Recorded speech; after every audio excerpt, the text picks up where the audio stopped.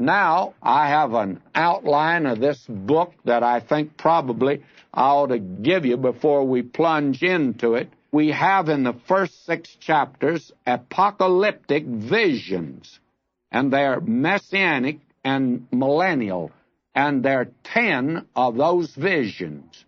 And he had all of those visions given to him in one night. And I would say that that's a good night's work, by the way, to have that many visions. And then you have in this book a historic interlude, chapters 7 and 8, and in that it resembles Isaiah. And there you have the same thing we have in Haggai. That was a question is asked, a question concerning a religious ritual, and the ritual was fasting. What about fasting? Is there any value to it?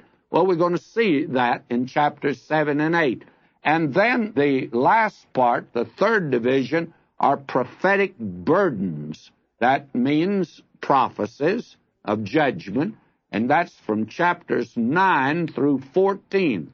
And you have in the first burden the prophetic aspects that are connected with the first coming of Christ, and that's in chapters 9 and 11. And the second burden are prophetic aspects connected with the second coming of Christ, chapters 12 through 14. So you can see that we have here a rather unusual book. Now, this book is in direct contrast to Haggai. He's contemporary with Haggai. They definitely knew each other, prophesied to the same people at the same period of time. And yet their prophecies are just about as different as any two could be. They are literally ages apart, but they were given to the same people at the same time.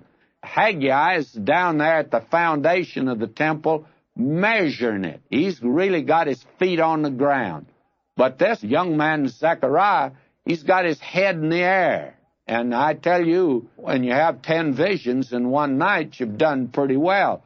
And his is entirely visionary, whereas Haggai is entirely practical.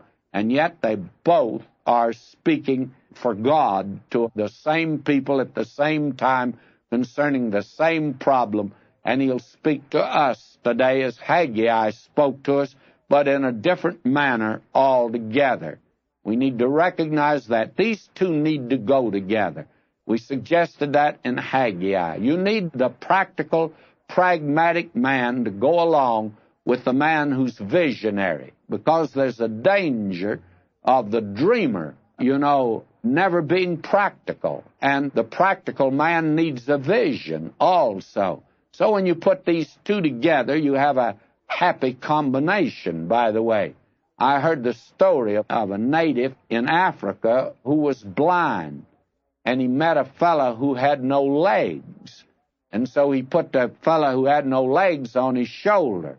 And the fellow that had no legs was the eyes for the fellow that had no eyes. And that's the way that they got along. One did the seeing, while the other one did the walking, or whatever was needed to be, maybe running at times. You have that happy combination here in Haggai and Zechariah.